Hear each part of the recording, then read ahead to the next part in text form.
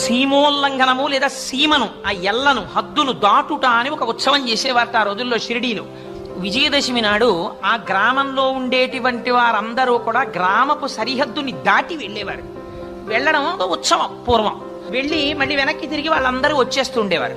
ఒకనాటి విజయదశమి నాడు వీళ్ళందరూ అలా సీమ దాటి వెళ్ళి మళ్ళీ లోపలికి వచ్చేస్తున్నారు. బాబాకి ఆగ్రహం వచ్చింది. పెద్ద కేకలు మొదలెట్టారు. తన ఒంటి మీద ఉన్నటువంటి లాల్చీని విప్పేసి ముక్కల కింద చింపేశారు. కట్టుకున్నటువంటి అంగీ చింపేశారు. పెట్టుకున్నటువంటి లంగోటా చింపేశారు. దిగంబరుడై నిలబడిపోయారు. అలా నిలబడి ఆయన కేకేశారు. ఏమని? ఇప్పుడు నన్ను చూడండి, స్పష్టంగా చూడండి, అందరూ చూడండి, నేను హిందువునా మహమ్మదీయుడనా చెప్పండి అన్నారు. ఇప్పుడు చెప్పండి, ఆయన మహాజ్ఞాన పిచ్చాడా?